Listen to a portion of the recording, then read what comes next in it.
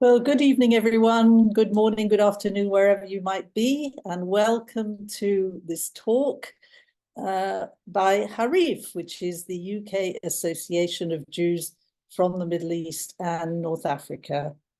Our mission is to raise awareness of the history, culture, and heritage of Jews from that region. My name is Lyn Julius, and I am assisted by Lawrence here on the technical side, but we are a team of volunteers: Michelle Huberman, Sandra Dangour, Ralph Assor, and Kim Cohen. And we try and organize events and film screenings, lectures, in order to fulfill our mission. We have a website, www.harif.org. We have a sister website which keeps you up to date with the news, which you can access by going onto our website and clicking on news.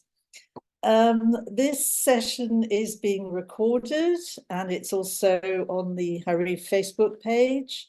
The recording will be up in a matter of hours, and to access it, all you need to do is go to the Harif video channel, which is on the Harif website.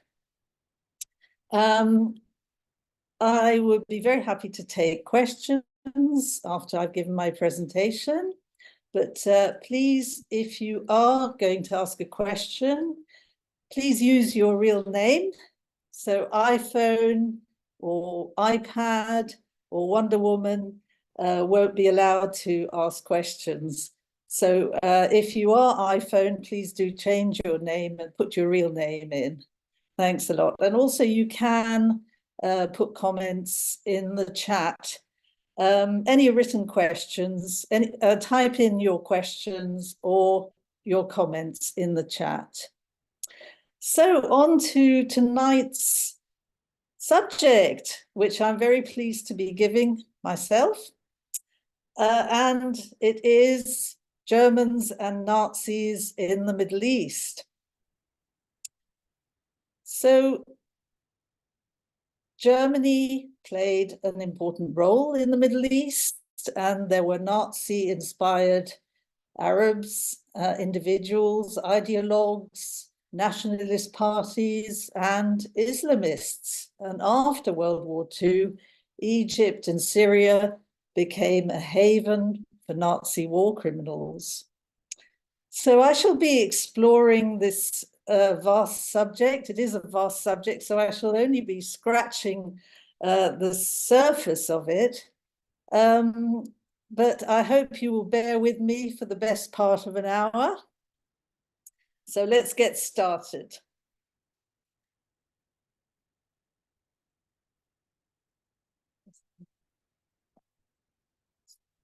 Hold on. Just want to go to the next one.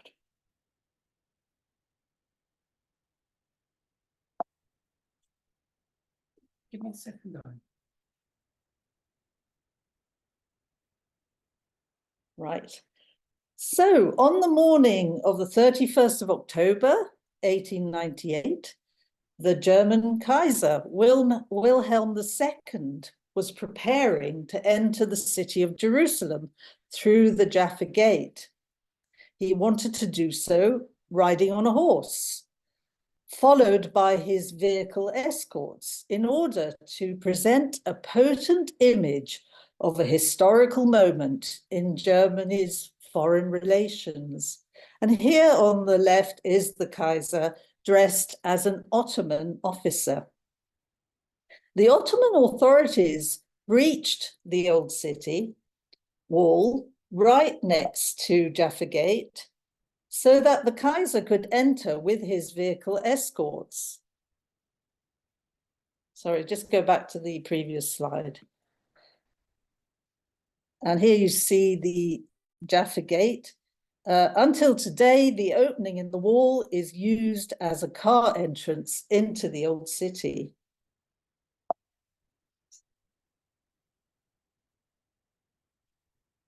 During his trip, he visited Saladin's tomb in Damascus, and symbolically laid this bronze laurel wreath. Saladin was the great hero of the Arabs who defeated the Crusaders. The Kaiser's trip led to an agreement for Germany to build the Ottoman Empire's railways. The German Orient Bank was established. Its founders were the Jewish bankers Gutmann. And Deutsche Bank was also established in Istanbul. The Young Turks Revolution was led by German-trained young officers. And German unification was a model for emerging nation states. 20 years later, the Allies entered Damascus in triumph after defeating the Ottomans and their German allies in World War I. Lawrence of Arabia sent this wreath as a war trophy to London, where it is still on display at the Imperial War Museum. But back in 1898, just 30 years after the unification of Germany, the Kaiser was keen to cement an alliance with the Ottoman Sultan Abdul Hamid II. Germany's relationship with the Turks and then the Arabs and Muslims culminated in a Nazi-Arab alliance. Some argue that the path leading to Hitler's 1941 meeting with the Mufti of Jerusalem began with the Kaiser's visit to the Levant. And one can also argue that there is a direct link between the Nazi era and the genocidal ideology of Hamas, as we saw on the 7th of October. It is not easy to define what we mean by Nazis in the Middle East. Few would have been card-carrying members of the Nazi Party in the strict sense of the word. In the Middle East, we find Germans, we find pro-German Arabs and Muslims, we find pro-Nazi Vichy French and Italian fascists in Libya. We find Nazi sympathizers, collaborators, and Nazi-inspired ideologues, and we find actual Nazis. We find Nazi boots on the ground, for instance, in Tunisia in 1942, by the Nazis for 6 months. And as I said before, the topic is huge.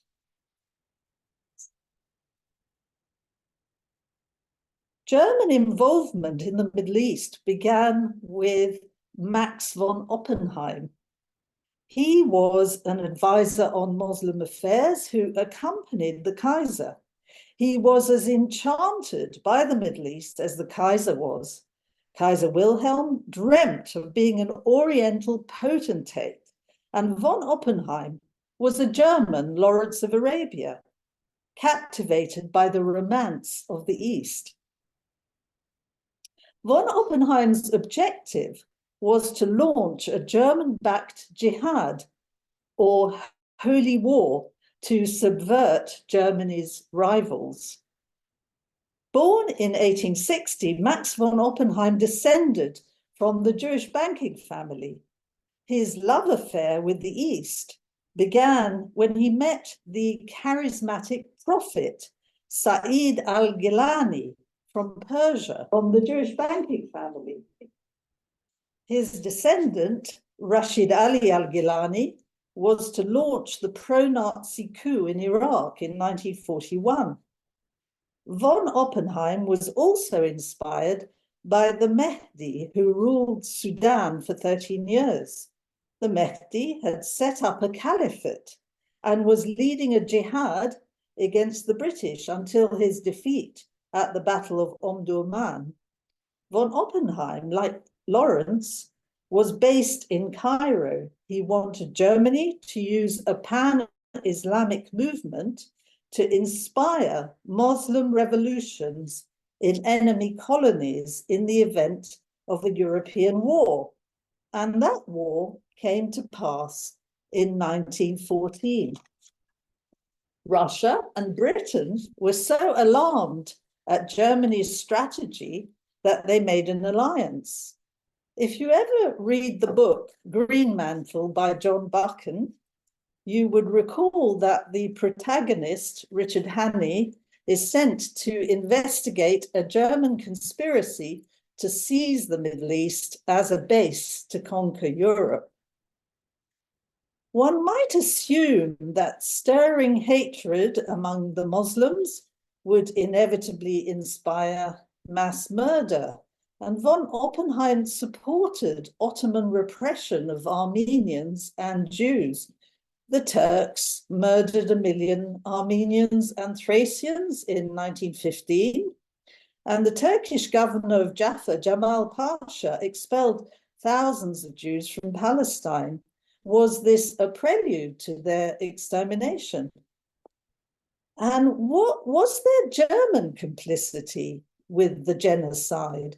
Did the Armenian and Assyrian genocides during World War I become so acceptable that they paved the way for the Holocaust against the Jews during World War II?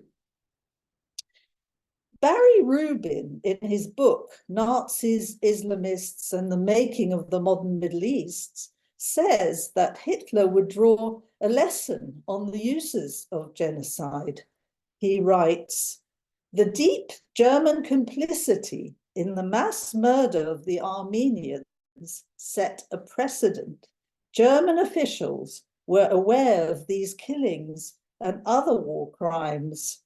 They hid them from the public eye, they often justified them, and never acted to stop or reduce their scope, though they could easily have done so."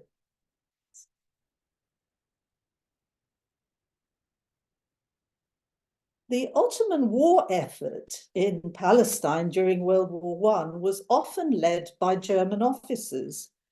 General Friedrich Kress von Kressenstein helped direct the Ottoman army in World War I from 1915, and he was followed by Erich von Falkenhayn, a Prussian officer who served as chief of staff of the German army and the commander of the Turkish, Austrian, and German troops during the critical year of 1917.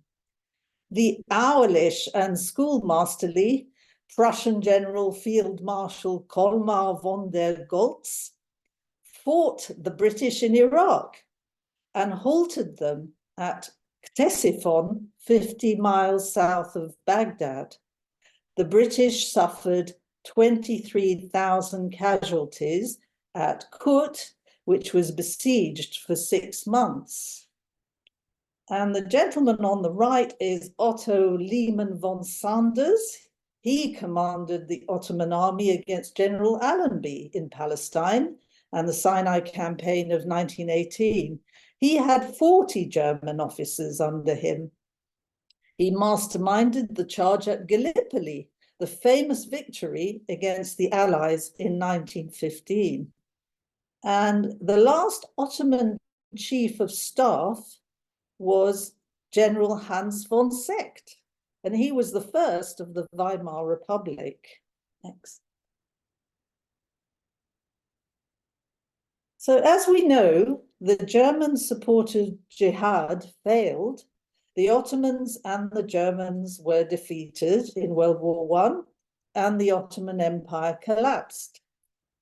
The British successfully raised an Arab revolt against the Turks. They won over Sharif Hussein of the Hijaz in Arabia with bribes and promises of territory. Germany could only offer continued submission to Ottoman rule. But Germany could cast itself as the true patron of Muslims and Arabs, the champion of the downtrodden. Because it did not have colonies itself, it posed as an opponent to British, French, and Italian colonialism. Germany's jihadist legacy endured. When the Ottoman Empire collapsed, So did the caliphate, causing a great deal of anxiety among believing Muslims. And this year is actually 100 years exactly since the end of the caliphate. The German strategy capitalized on the search for a replacement for the Ottoman Caliphate. Von Oppenheim set up independence committees and societies. They continued into the interwar years. The Caliphate movement in India would eventually create Pakistan as a Muslim state. The Islamist movement in Egypt led to the creation of the Muslim Brotherhood, founded by Hassan al-Banna in 1928. Not only did Germany's jihadist strategy endure, but most of the same individuals would be involved in World War II. It is thought that 100 German experts and cadres who knew the Middle East well were active during the Nazi era. To give just one example, we have Wilhelm Hintersatz, who was a pilot during World War I. He converted to Islam and he took the name of the great leader of Abbasid Baghdad, Harun al-Rashid. He commanded the Ottoman machine gun units and later waged wars in Central Asia. He worked with the Ottoman War Minister, Enver Pasha, who was a Germanophile. Hintersatz would become the main contact between the Reich and the Palestinian Grand Mufti of Jerusalem, Haj Amin al-Husseini. Due to his closeness to the Mufti, he was seen as the perfect choice to lead a Muslim division in Bosnia, working together with the 13th Waffen Mountain Division of the SS Handschar during World War II. It was finally deployed by order of Heinrich Himmler in 1944. So let's talk about pro-Nazi Arabs.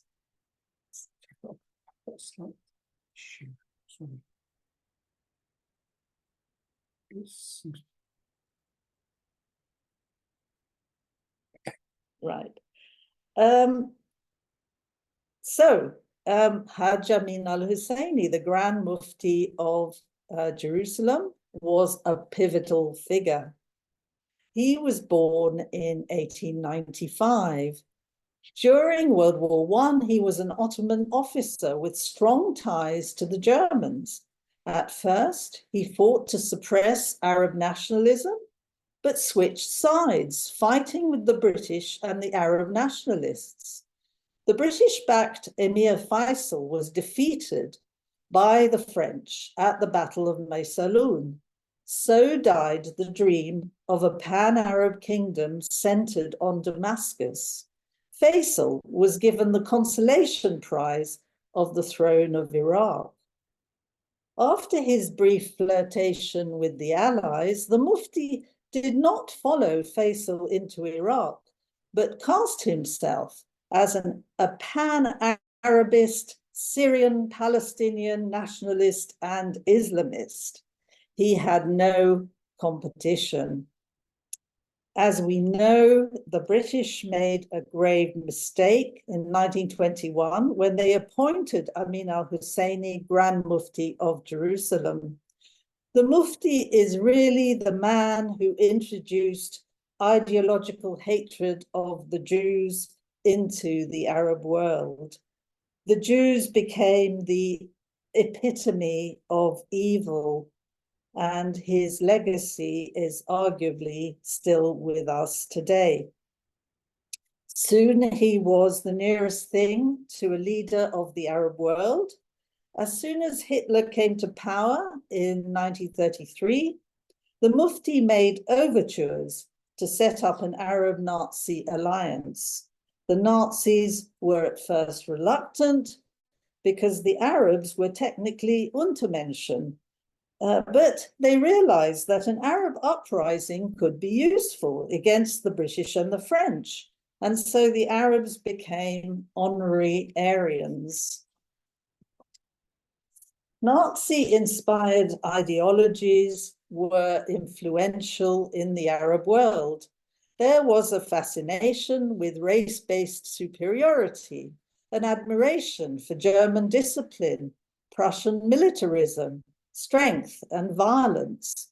The added attraction was that the Germans were anti-colonialist and increasingly anti-Zionist. Yep.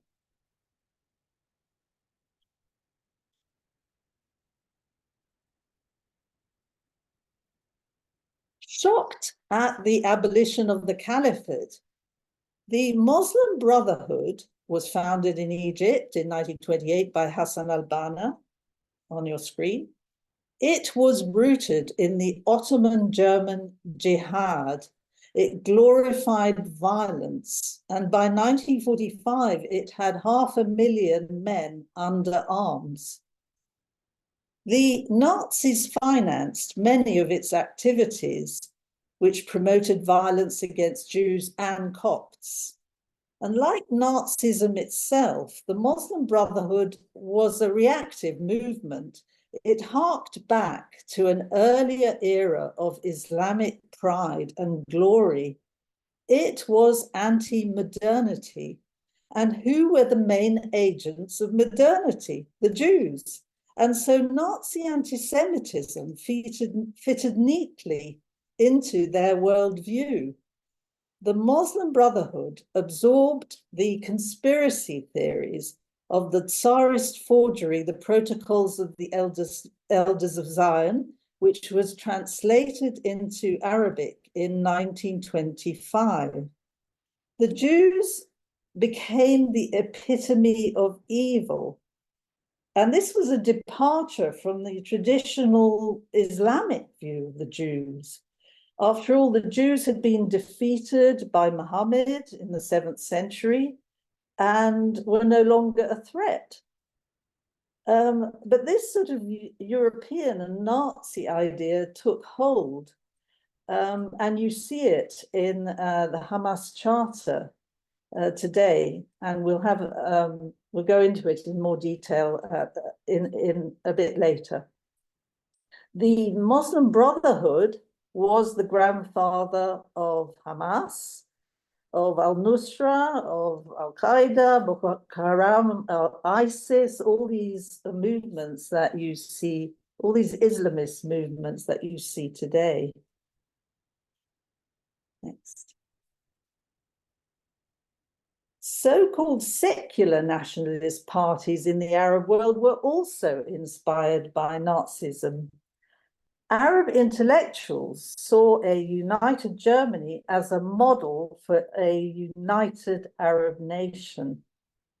The Syrian Socialist National Party, whose emblem is on the screen, was partly influenced by Nazi ideas of racial superiority. And this party still exists today. Samir al-Jundi of the Syrian Ba'ath Party, which also exists today, said, "We were racists. We admired the Nazis."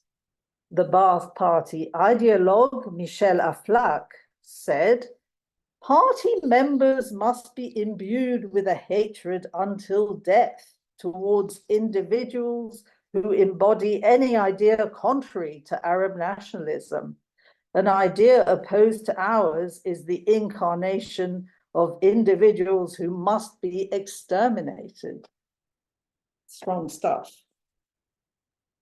After the British had double-crossed the Emir Hussein by reneging on their promise to make his son Faisal king of Syria at the center of a pan-Arab kingdom, the main focus of pan-Arabism shifted to Iraq.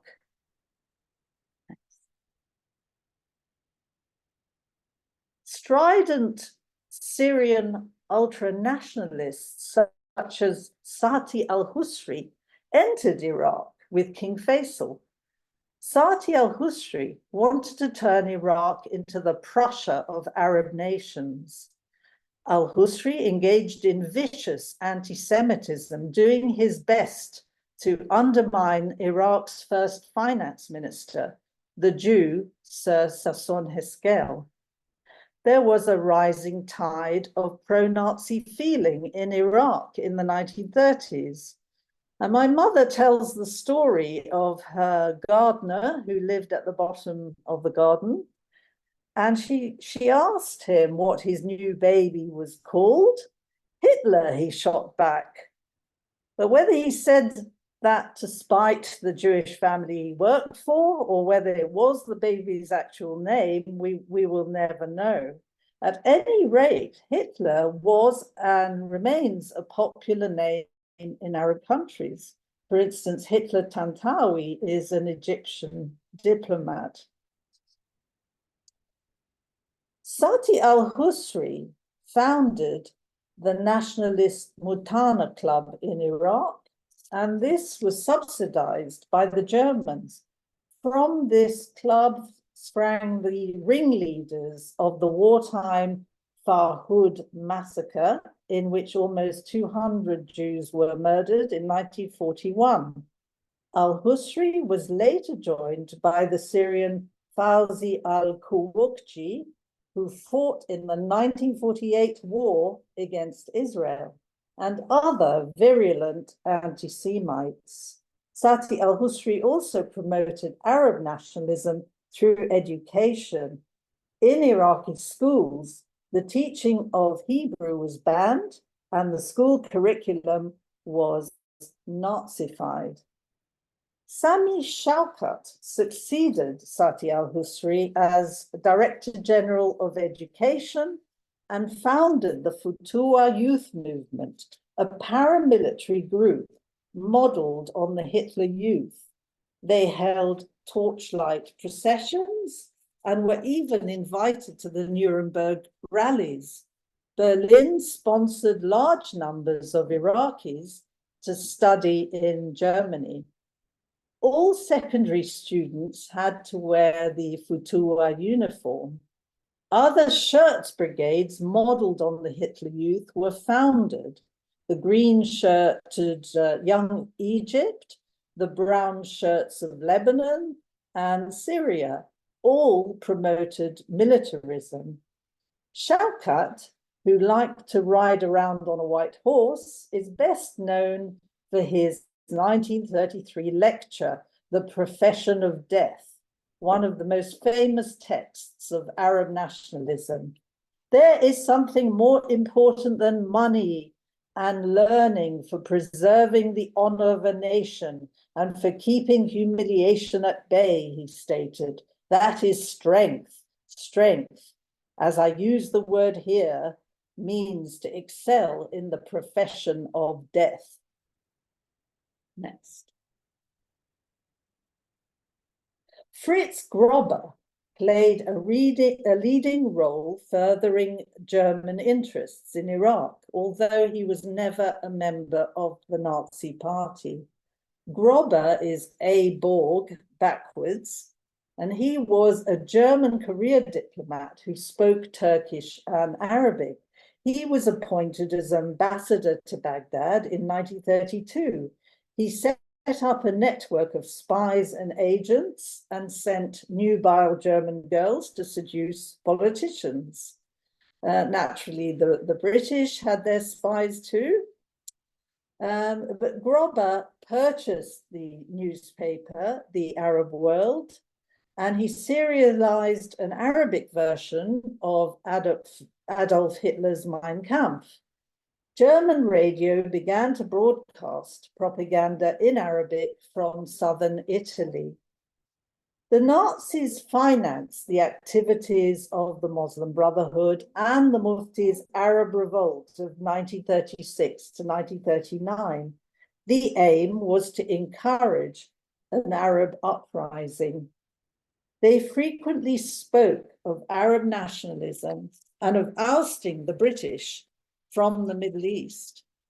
In April 1939, the first German radio station broadcasting in several languages, including Arabic, was opened in the town of Gießen, south of Berlin. Next. The most powerful of shortwave transmitters, Radio Berlin, under the direction of Yunus Bahri, reached the entire Arab Middle East and North Africa. Bahri's catchphrase was, "This is Berlin, long live the Arabs." The broadcasts are thought to have had a considerable effect on public opinion. Arabs gathered in coffee houses to listen to Radio Berlin, while Jews preferred the BBC. The effect of Nazi incitement on an illiterate and easily swayed Arab population cannot be discounted. Yunus Bahri was an Iraqi journalist, and from 1953, he worked for the Cairo propaganda station, The Voice of the Arabs. This would also broadcast in Persian, Kurdish, and Turkish. What about Nazi sympathizers? Well, for many Arabs, supporting the Nazis was a practical anti-colonial alliance against the British and the French, and the Jews were seen as collaborators with the colonialists. People generally believed that the Nazis would win the war in 1941, and they wanted to back the winning side.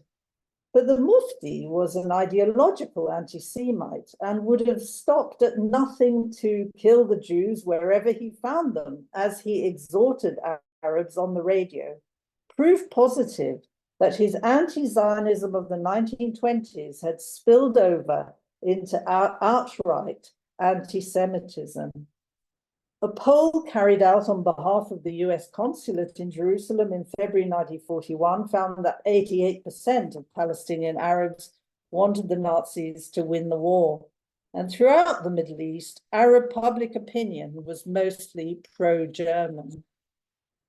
The Mufti himself spent 2 years in Iraq after 1939. He arrived with 400 anti-Jewish Syrians and Palestinians. He backed a pro-Nazi military coup by 4 military officers called the Golden Square.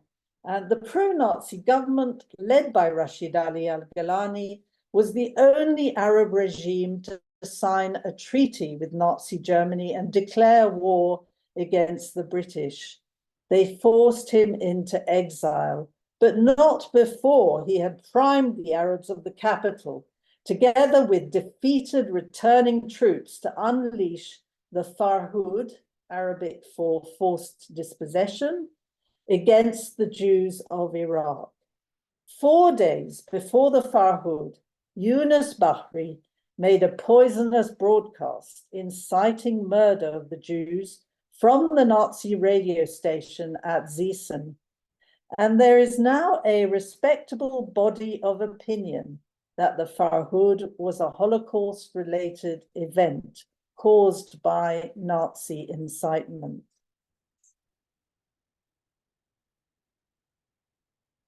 The Mufti escaped to Berlin when he was Hitler's lavishly funded wartime guest. He was paid more than a German field marshal. He had an entourage of 60 Arab exiles. He pumped out poisonous propaganda from the shortwave transmitter at Gießen, fusing anti-Jewish verses from the Quran with conspiracy theories. Next. What was the significance of the Mufti-Hitler meeting, of Hitler's meeting with the Mufti in 1941, November 1941? The Mufti pledged to help the Nazis win the war and asked to manage the extermination of the Jews in his sphere of influence. And Hitler was reputed to have told him, "The Jews are yours." The Mufti's collaboration with the Nazis, despite strenuous Arab efforts to downplay it, has been well documented. During his stay in Berlin, he met all the senior Nazis, Himmler, Goebbels, Eichmann. His contribution was twofold. In order to stop Jews fleeing to Palestine, he persuaded the Nazis to close off the expulsion option. From then on, the Jews of Europe could only be exterminated. He also set up SS units of Muslim troops in Bosnia and Albania who committed terrible atrocities. The Arab League, founded in 1945, was filled with ex-Axis collaborators. Abdul Rahman Azam, first Secretary General, was one of the Mufti's agents working with the Nazis. He promised a war of extermination not seen since the Mongolian massacres if Israel was established.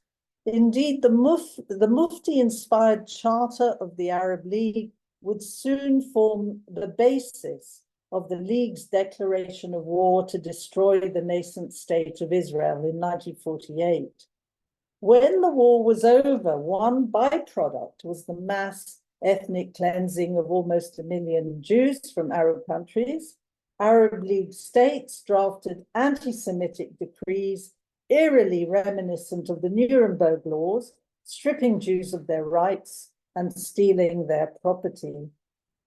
The Mufti was, according to the scholar Matthias Kunzel, the linchpin between the Nazis' Great War against the Jews and the Arabs' small war against Israel.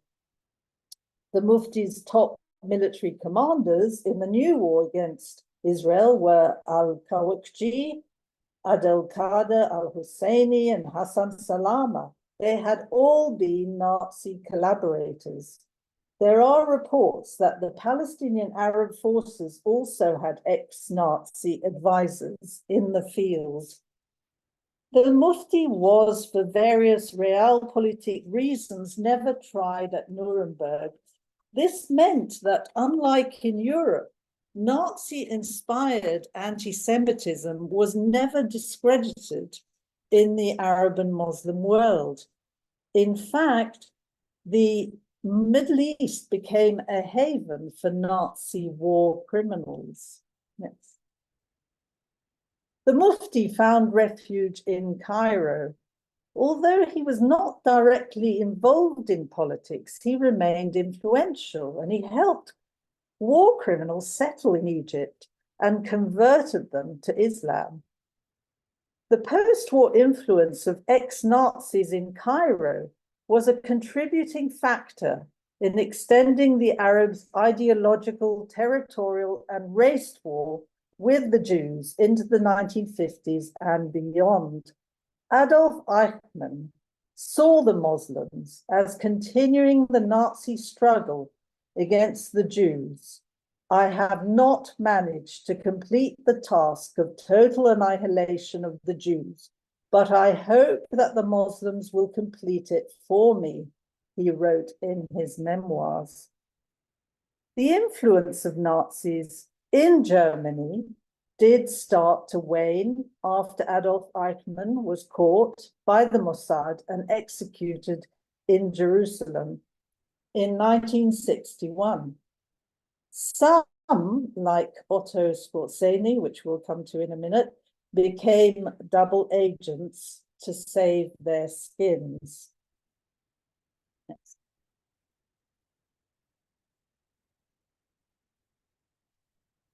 Of course, the Americans and the Russians were also keen to attract German scientists and engineers, but not so keen to attract Nazi fugitives from justice. Thousands of Nazis escaped to Argentina via rat lines such as Odessa and the Spider, but 4,000 were on the Egyptian government payroll, and not a few converted to Islam. Edna Ansarut Turner was a Jewish girl living in Egypt in the 1950s. She now lives in Montreal. This is how she described the general atmosphere. A couple of years before we left in 1956, we had moved to Cairo. The main street, Solomon Pasha, was filled with blonde men speaking guttural German who were window shopping. My father was flying back to Egypt. He was very puzzled because the flight was full of Germans. He knew fluent German and chatted with them. They were delighted to meet someone German speaking. He was told they were all agricultural specialists who had been invited by NASA to make the desert bloom. My dad was even more puzzled. So many agricultural specialists, it didn't make sense. He met some of them again on Solomon Pasha, and chatting with them, he figured out they knew nothing about agriculture or the desert. Something didn't add up. Next. Egypt's King Farouk was in power until 1952, when the Free Officers' coup led by General Naguib deposed him, and he sailed off into exile. 2 years later, Gamal Abdel Nasser took over as president of Egypt. At this point, the mantle of leader of Pan-Arabism can be said to have passed from Iraq to Egypt. Next. So was Nasser a Nazi? Nasser became a member of the pro-Nazi Young Egypt Society. The Second World War and the short period before it fired the spirit of our youth, he wrote, and moved our whole generation towards violence. We do know that he consulted the Mufti throughout the 1950s. His successor, Anwar Sadat, was expelled from the army for his pro-German activities and jailed in 1942. Thinking that Hitler was still alive and living in Brazil, Sadat wrote an open letter to the dictator in 1953. I congratulate you with all my heart, because though you appear to have been defeated, you were the real victor. Jewish organizations and people like David Ben-Gurion certainly made parallels between the Egyptians and the Nazis, although some historians claim that they were just being paranoid. Farouk already started collaborating with Nazis to rebuild his war machine after his 1948 defeat by Israel. Farouk was a dissolute monarch. He possessed 1,000 shirts and a fleet of red Bentleys. Military advisors arrived in Egypt. They were not Nazis, but they had fought in the German army, the Wehrmacht. They were the direct successors of Germans who had advised and modernized the Ottoman army. But this time, they did not represent the West German government. Farouk wanted to create an arms industry. There was Dr. Wilhelm Voss, leader of the Central Planning Board. He was the chief technical advisor to the Egyptian government, and he appeared in Cairo in 1951. He recruited German experts and advisors for the military and armament sector. He had worked for Skoda Munitions in Pilsen.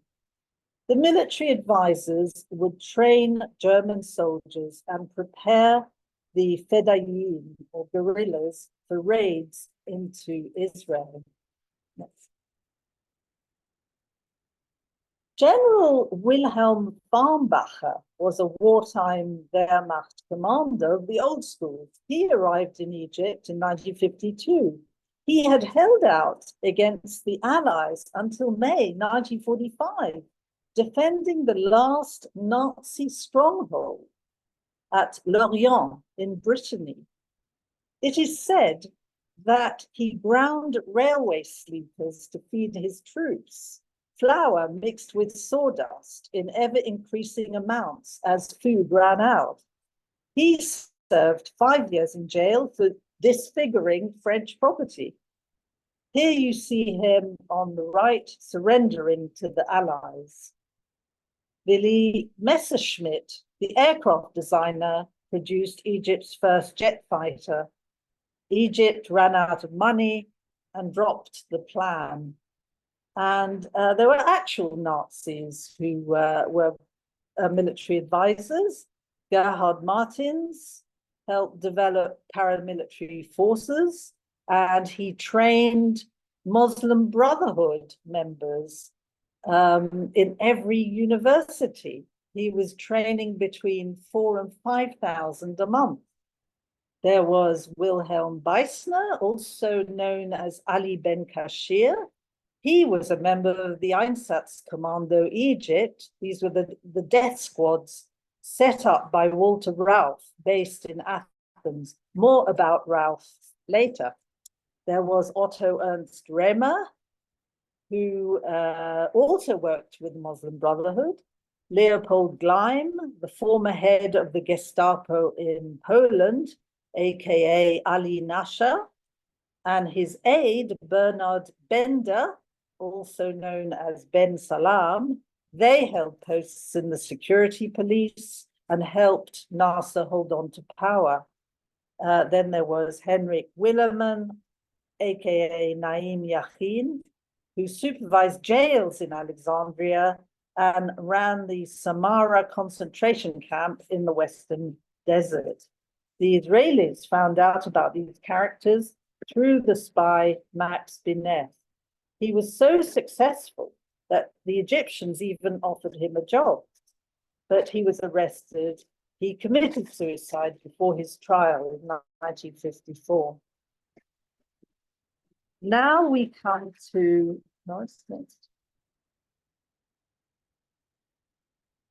Otto Skorzeny, perhaps the most important Nazi of all. He led a precarious life as a spy, a businessman, a disruptor, and an adventurer. He played a major role in military training and rearming Egypt, first as advisor to Farouk, then Naguib and Nasser. He was the head of sabotage. He was a swashbuckling soldier, literally larger than life, 6'4", 20 stone, his face marked from ear to chin by a scar, which I think you could just see in the picture.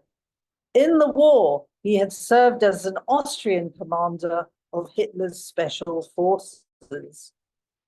So in the 1950s, he moved to Cairo. And amongst his wartime exploits, he'd taken part in the Gran Sasso mountain rescue to rescue Mussolini from custody in September 1943. He wore a US uniform to lead a clandestine attack on the US at the Battle of the Bulge in 1944. He'd actually walked out of Darmstadt internment camp in July 1948, saying, "I shall escape how and when I please, and you shall never find me." He was an informant, a double agent, and after the Atman trial, worked for the Mossad from 1964. He provided information on German rocket scientists and engineers and the missile program to Israel. In return, he got an Austrian passport and immunity from prosecution. And he was thought to have engineered the assassination of a German scientist developing missiles for Egypt called Heinz Rug in 1962, although there's no firm proof of that. He was Europe's most wanted man, although he did end up betraying his colleagues. He was an unrepentant Nazi. He worked for the CIA. He was implicated in the assassination of JFK. He died of lung cancer in 1975, age 67. He did not regret his Nazi past. He said, "I would make exactly the same choices Johann von Leers. He was a small, balding, blue-eyed goblin of a man, and he masterminded NASA's anti-Semitic propaganda in Egypt. He had a castle in Mecklenburg, which he said was occupied by communists, swine, bandits, and thieves. He was a professor of law. He drafted pamphlets, wrote lots of books, and responsible for the anti-Semitic curriculum in German schools during the war. He was interned for 18 months after the war. He went to Argentina, where he published a Nazi newspaper. He translated the Mufti's book, The Truth About the Palestinian Question. In Cairo, he was a total eccentric who used to eat sugar cubes, and when his bus arrived at Ramses Station, he would get up and shout, "Ramses, Ramses." Wolfgang Lotz, Israel's Champagne spy, visited him at his elegant villa in the Cairo suburb of Maadi, and von Leers told him he was homesick for Germany and afraid that Jews would throw him into prison. In an interview with a Canadian journalist, he told him, "Do not believe in humanity, mercy, or kindness. You must escape always." And this is what he said about Israel. Israel is abnormal, not big enough or fertile enough to supply millions of Jews. It must go. It causes trouble. Zionists are responsible for most of the world's press attacks on NASA and Egypt. He never learned Arabic fluently, but converted to Islam and was known as Haj Amin von Leers. So, and he too remained unapologetic, an unapologetic Nazi, wedded to Nazi racial and anti-Semitic ideas until his death. There was an institute for the study of Zionism set up in Cairo in 1955, headed by a man called Alfred Zingler, also known as Mahmoud Saleh. And this employed Dr. Werner Wittschallah, who was an ex-Goebbels propaganda minister. And this institute published Arabic translations of Mein Kampf and the protocols. So as we know, 25,000 Jews were expelled after the Suez Crisis in 1956. So what role did the Nazis play in this? After the Suez Crisis, NASA expelled all the French and British citizens as retribution for the British, French, and Israeli attack on the Suez Canal, but he also expelled thousands of Jews, even those who had Egyptian citizenship, even though they were not Israelis. And they were subject to oppressive legislation, economic strangulation, dispossession, detention, torture, and deportation. The successful Jewish businessman, Eli Politi, was interrogated and died under torture. He'd handed over his entire fortune of 112,000 Egyptian pounds. And he strikes me as being a bit of a Shafiq Hadis case, a kind of Egyptian Shafiq Hadis, although he never had a trial. How far did the Nazis have a hand in the expulsion of the Jews? Well, the secret police was modeled on the SS. The economic department had a Jewish section. We know that it drew up an inventory of Jewish property even before Suez. Nazis held key security posts and even ran internment camps. Bernard Bender ran an interrogation center on a disused cargo ship, nicknamed the Floating Hell. He was behind 5 internment camps, one of which was modeled on Dachau's Block 10 sterilization room. Even before the expulsion, the family of Edna Ansarut Turner was made aware of just how dangerous Egypt was for Jews by none other than the Swiss ambassador to Egypt, a personal friend of her mother's. Edna told me this story. When the Swiss ambassador saw her, he gasped, Madame Ansarut, que faites-vous encore ici? Le pays est plein de nazis. Ottoman est ici. Voulez-vous finir en abat-jour? Partez, partez au plus tôt. Mrs. Ansarut, what are you still doing here? The country is full of Nazis. Ottoman is here.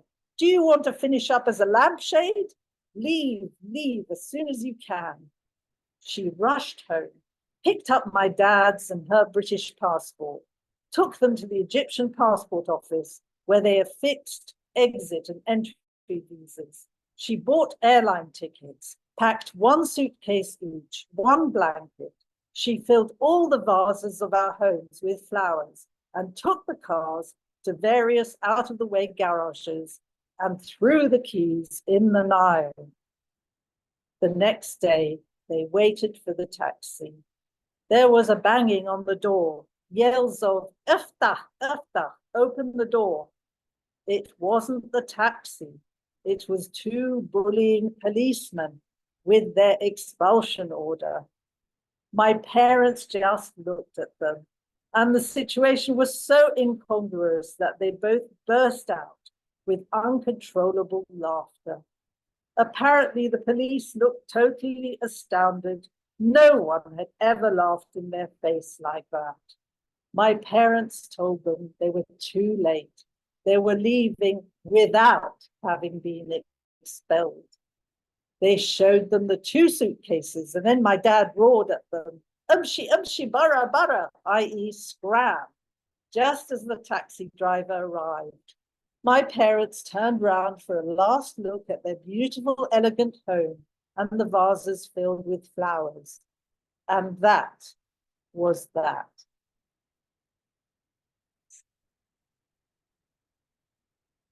There were some really big fish amongst the Nazis in Egypt.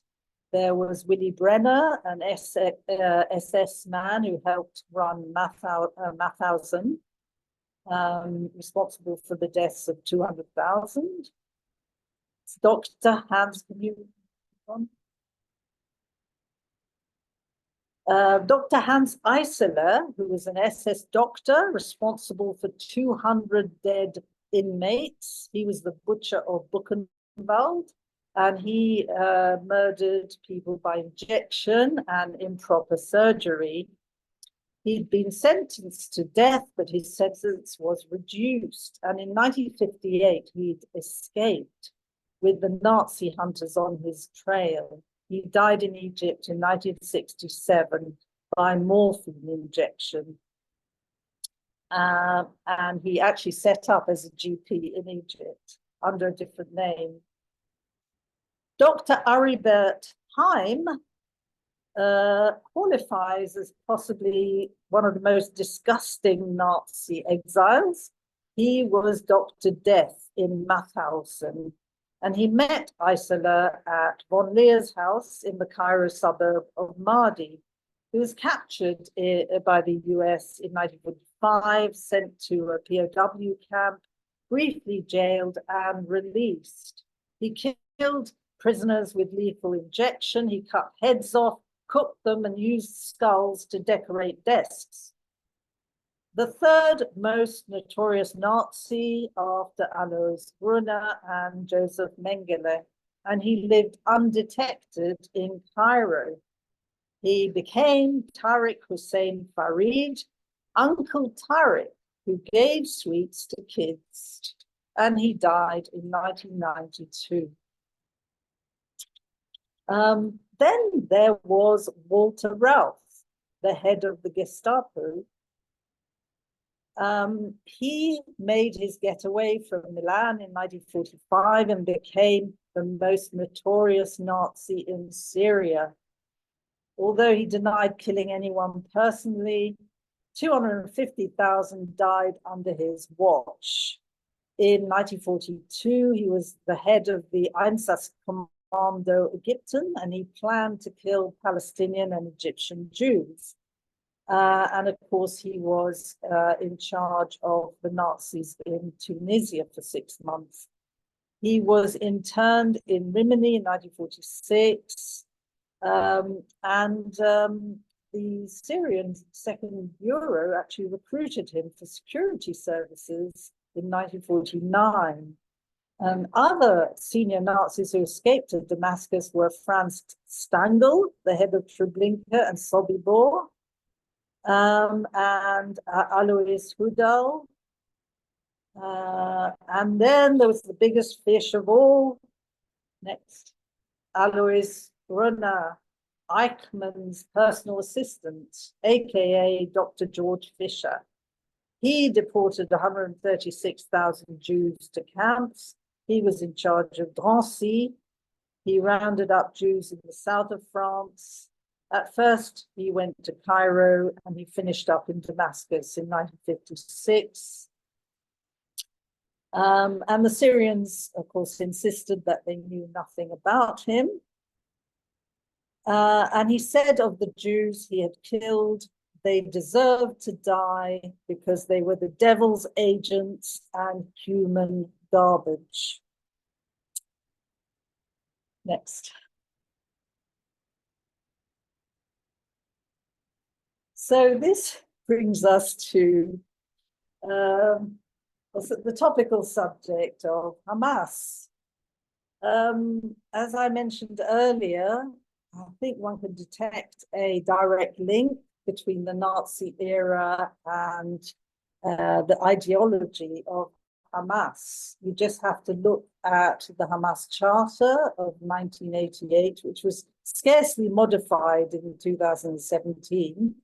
And it's full of conspiracy theories, ideas of classic anti-Semitism, that the Jews want to control the world, they rule the world, they're devious, they're greedy, money hungry. This is all classic European and Nazi anti-Semitism. And of course, their aim is very similar to the Nazis. They want to kill all the Jews and wipe away and wipe out the state of Israel from the earth. So I do believe that Nazi ideology is alive and well, and we still have a problem with it. I didn't mention Iran, but that's ruled by an Islamist regime, also influenced by Nazism.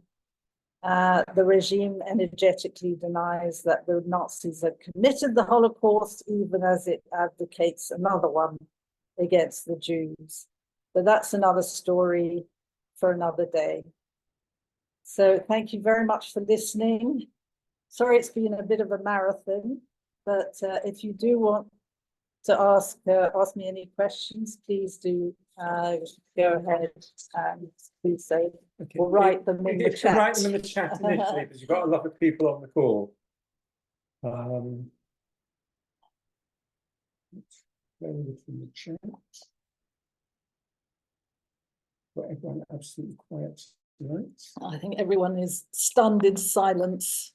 Right, so, Amelia has asked, what did the honorary Aryan label mean? No, what I meant was they were considered like Aryans, even though the Germans, in the racial pecking order, they were not really Aryans, but, as a matter of convenience, they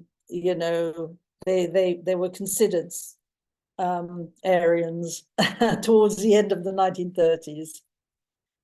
Thank you, Vivian. You've only had one other question, an odd one. Do you have the actual dates of the 100-year Ottoman Caliphate and what year did it actually fall? Well, the year it fell was 1924, when the modern state of Turkey was proclaimed. It began, I believe, with the start of the Ottoman Empire, when the Ottomans proclaimed the Ottoman Caliphate. So, of course, they consider themselves the leaders of the Muslim world. A couple of people have asked for transcripts of your talk. I've already sent one off. And Gail, I'm going to send you an email. If you can send your email to me, I will send a copy to you. Oh, you mean the PowerPoint? No, they want the transcript. The notes. transcript, my Yes, notes. I yes. don't even know where they are. My notes. I found them. Okay. Right. Sorry, there's just a few.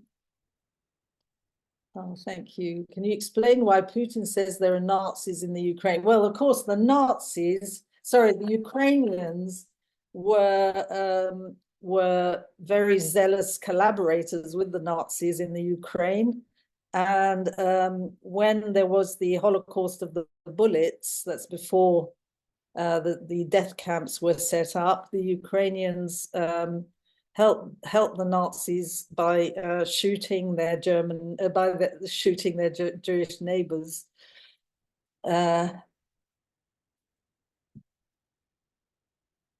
Oh, thank you very much. Can you have? Thank you. Did you find my transcript? Because I found it, yes. Amazing. But you will be able to listen to a recording once we get it I'll send it to ground. Carmen now, as I have his email. To what extent was there Arab anti-Semitism before the Mufti? Well, of course, there was rising resentment of the Jews in Palestine. But I think he really turned it into an anti-Jewish ideology.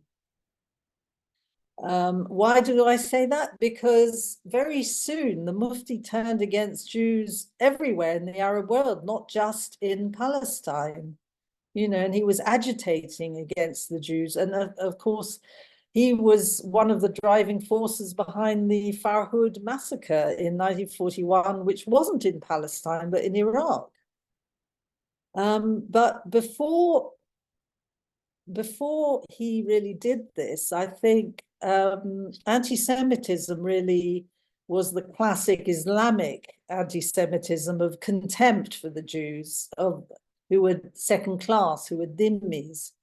There wasn't this sort of, these conspiracy theories and ideas that the Jews wanted to dominate the world, wanted to rule the world.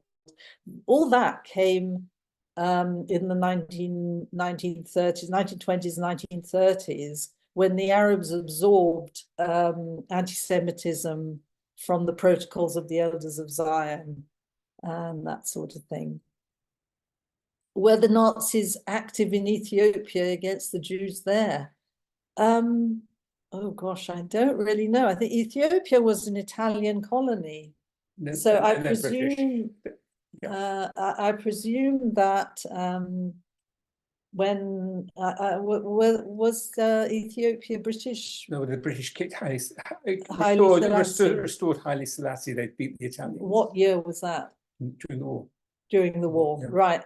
So I would think that Ethiopia came under the influence of the Italian fascists up until the advent of the British. And certainly we know that from the talk that was given about the Jews of Eritrea, of Asmara, the fascist laws were imposed there. And they were excluded from school, that sort of thing. Right, you've got from Maiken Umbach, a very good question. Would you describe the 7th of October as a pogrom? And do you see evidence that the way it was staged and filmed by Hamas as in any way harking back to the Nazi pogroms?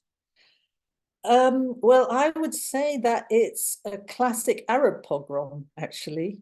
When you hear or read testimonies of the Farhud, the 7th of October pogrom is almost identical. The same stories of rape, mutilation, actually not even, and that's not the only example I can think of. You know, there were also similar events in Libya in 1945, in Hebron in 1929. I would say it's a classic Arab pogrom. I mean, we shouldn't really use the word pogrom because that's a Russian word, but the sort of Arab equivalent.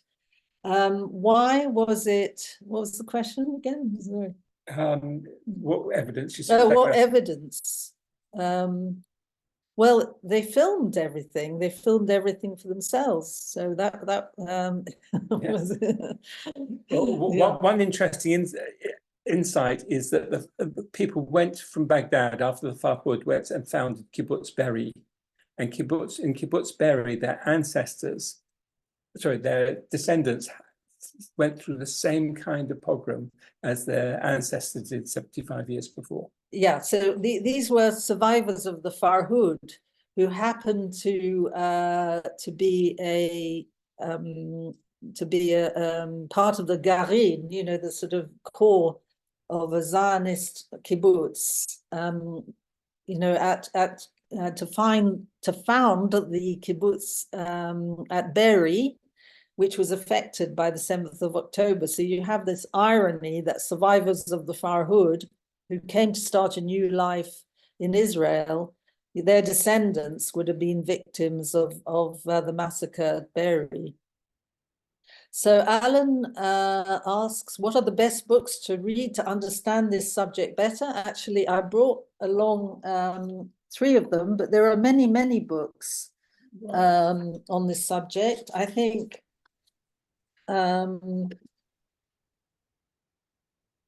possibly the best one is this one here.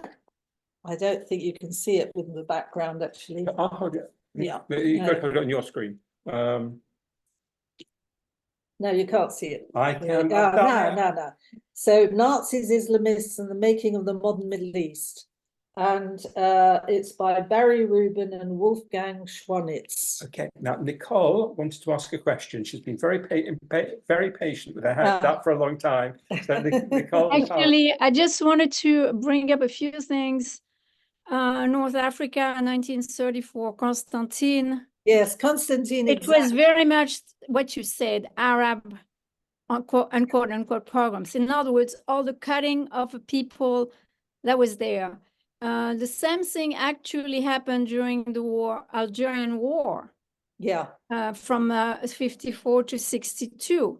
And it was very much the description and what people have lived is the same thing, is cutting genitals, for example, cutting male genitals, putting them into the mouth of the person, cutting female breasts, cutting the abdomen and putting the breast into it, all kind of things like that, all kind of, and so 34 in Constantine, and then the rest in Algeria, and then there was also, okay, I want to say something that I just read recently, and it was very interesting to me, and it was, there's a French journalist. She was very young at the time. She was 24 in 1942 in Algeria. She came from metropolitan France, and she describes, I'm translating from French, since March 41, we saw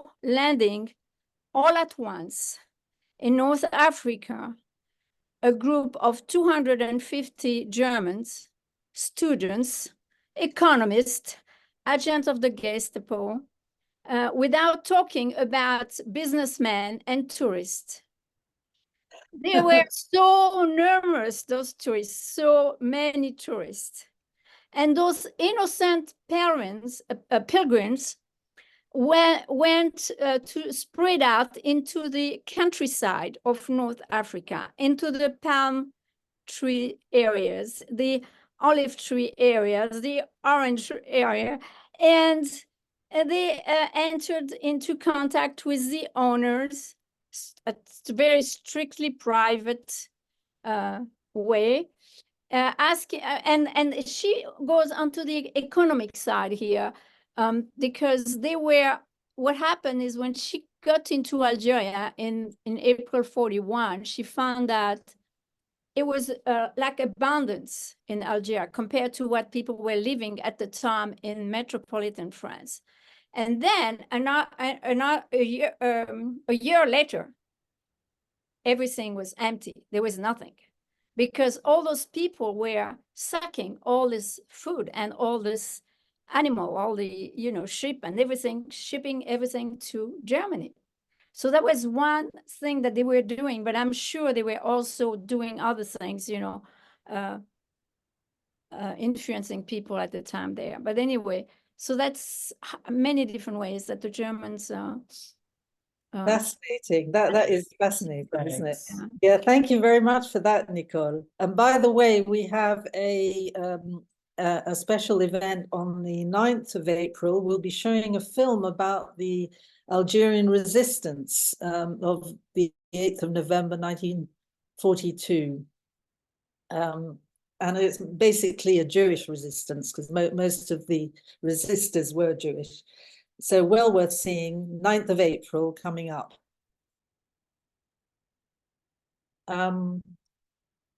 There's a question. Sorry, we'll save the chat. But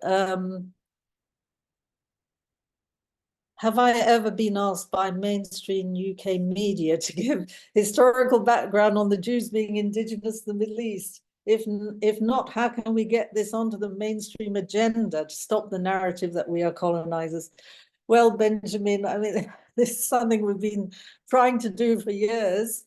Very hard to get onto the mainstream UK media. The best I've managed is talk radio and talk TV. Actually was on that last week. I think we just have to keep plugging away.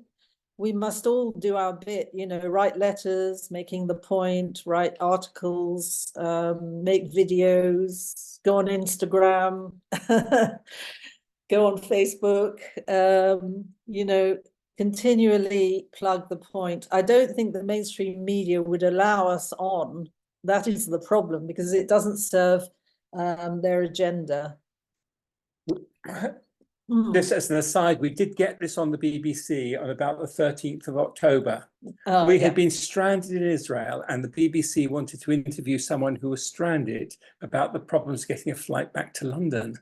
And I very cleverly gave the story about Kibbutz Be'eri being a repeat of what happened at the Farhud, and then got promptly cut off. Yeah, that's the problem. They just don't want to hear it. Have we thought of using a PR company? Please send your donations to Harif, please. Yeah,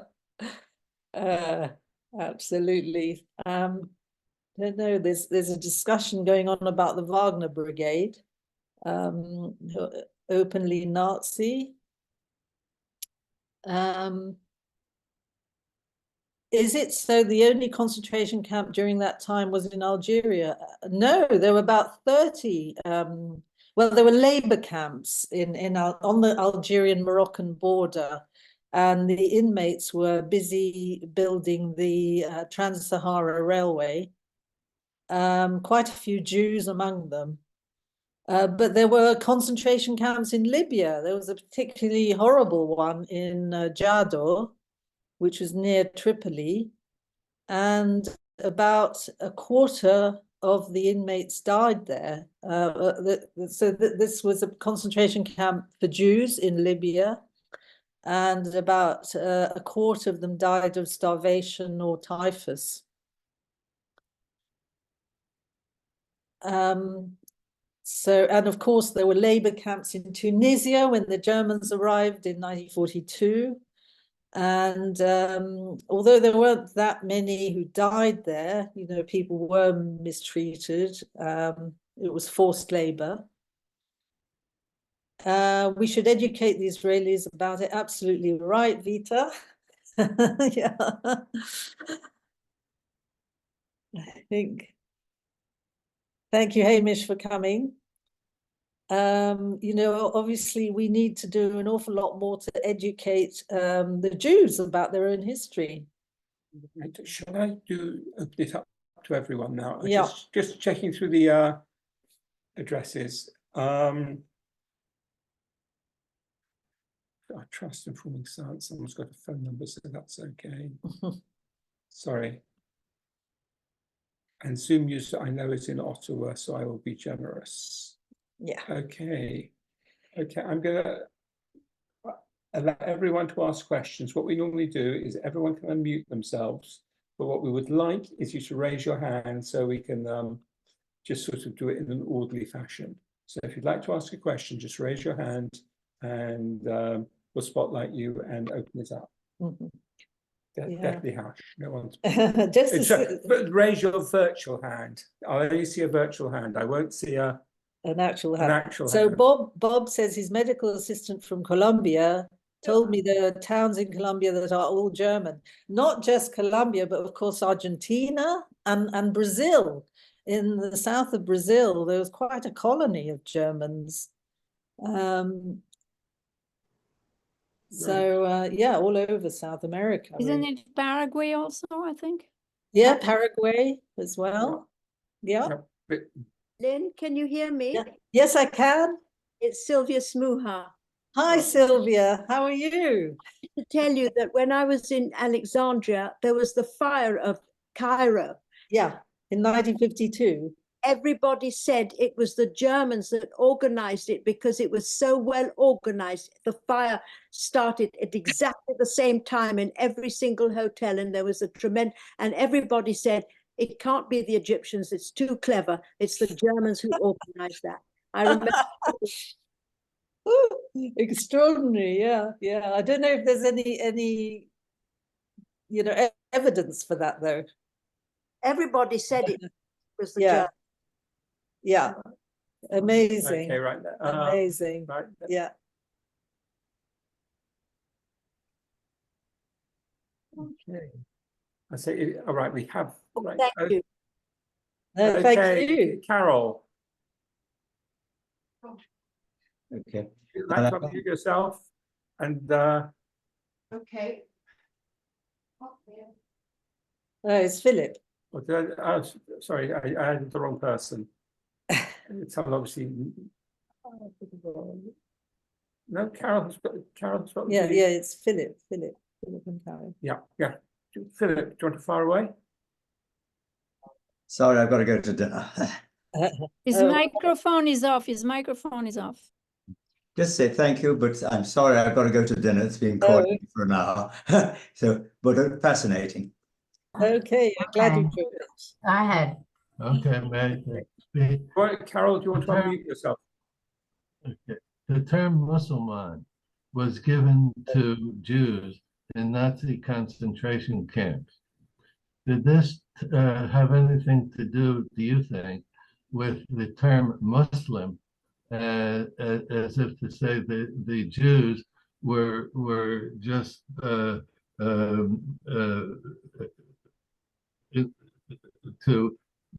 give up and to subject themselves, and because in Islam, Muslim means subjecting Yeah, submission. Yes, it does. It means submission.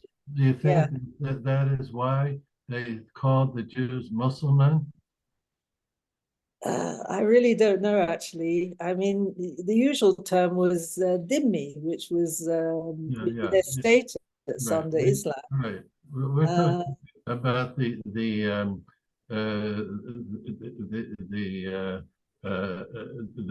one of Jerusalem, who was obviously a leader of the Muslims. He must have coined the term Mussulman to the German Nazis, who didn't know, of course, anything at all about what the Quran says and what Arabic is. And but I think that the judge of Jerusalem is the one who must have told Hitler and the other henchmen that Hitler had what the term Muslim meant and Muslim meant. I don't know if you want to sort of read too much into it, because Mussulman was like the old term for Muslim, and very similar to the French musulman. So, you know, I don't know if there was another meaning to it. I see. Well, I'm reading the Quran now, and I've gotten through half of it. And of course, it's very vituperative about Jews. And Yeah. When you say you would hope, Lyn, that more Jews would know about their history, I would hope that more Jews would be able to read the Quran and see what Islam is all about. Yeah, but of course it hasn't always been applied strictly, you know, and it depends which verses you take, because there are some very positive verses as well, Right. especially at the beginning. Right. But I think you also have to distinguish between you know, what's said in the Quran, what's said in the Hadith, and what the Islamists say, which is, you know, something else again. Well, I was interested. We can't generalize. I was interested in your answer. Thank you. Okay, thank And you. we enjoyed the program very much. Thank you very much. Thank you.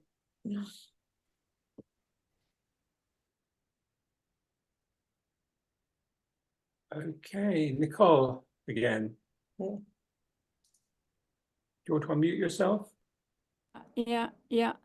I was wondering what can be done about the BBC. I mean, basically, we're complaining about all the propaganda of the Germans before, but now we have a propaganda that has been going on for so many years. It's not new at all. And I don't know why the British did not wake up like 10, 20 years ago, because it was starting already. I mean, I remember seeing, you know, coming to London and then visiting some stuff and then realizing like BBC cards and there was no Israel, there was Palestine, occupied Palestine, and it's been going on for so long. Well, the BBC was a counterweight to Radio Season during the war. You're more likely to hear the truth on the BBC. If I can say a few things about German. the BBC, several people have been going on for many, many years about it. What is it? Several people have been going on about the BBC for several years. We weren't helped until about October this year, when every time people complained about it, that the Board of Deputies was saying, oh, the BBC is fine. I think that changed in October. Questions on BBC bias have come up several times. There was the Balin report they never produced. Your letters just get treated with contempt. Very difficult. Isn't there a way to, I mean, it seems to me that I am aware of people looking at challenging it, seeing if there is a possible legal way to challenge it. Which is being looked at. But I'm also come up in Parliament. Various MPs have come out, both the House of Commons and the House of Lords, in the last few months about the bias at the BBC. A former news director there has also said it's biased. And of course we can't generalize about the BBC. It's BBC News that we have a problem with. No, but what I am saying is that some really excellent programs. You can't really. No. I'm talking about. Can we try to prove that it is being infiltrated by Muslim Brotherhood? Because Muslim Brotherhood is infiltrating everywhere. Not just in the West, but in the East. Can't we just, it's not, I mean, I think it's very difficult to prove that. But we can show that BBC Arabic has not followed UK law. They've done interviews with prescribed organizations. They persistently call the whole of Israel a settlement, blah, blah, blah, blah, blah, blah. All I can say is, thank goodness the BBC is not the only source of news. I mean, and with the internet, we have a fantastic, you know, variety of different news sources. And I mean, I tend to go to the Jerusalem Post and the Times of Israel actually to get my news. So it's influencing a lot of people. Yeah, of course, it's that's the point. A lot of people. Yeah, it's not for us, your own news, but for, you know.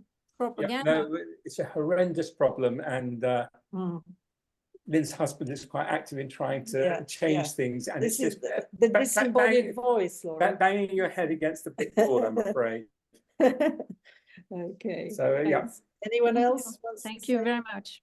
No, thank you, Nicole.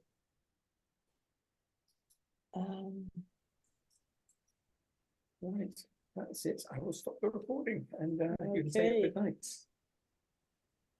Okay. All right, so thank you very much for sticking with us. Sorry it was such a marathon, but anyway, thank you very much for joining us. Just a reminder that our next session is, well, wait a minute, I'll just finish talking and then we can have the adverts. So the next session is actually the 26th of March, when we will be having a very interesting session about the Baghdadi Jewish general, General Jacob, who was instrumental in liberating Bangladesh in 1971. And we will be having a speaker all the way from India, actually joining us. I think it'll be 1 o'clock in the morning for him, but it'll be a very interesting session, I do believe. And of course, continuing the theme of the Nazis, we have the Algerian film on the 9th of April, and there'll be another talk on the Holocaust in North Africa in May. So do put that in your diaries. And here are the advertisements. I'll take it back, go back to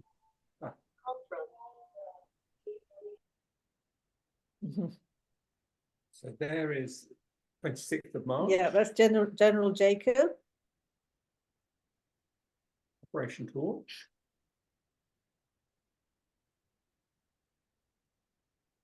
Which is an amazing story. It's well worth listening to. Yeah, amazing. well, actually, it's the premiere of a film that's never been seen before, Operation Torch, on Operation Torch.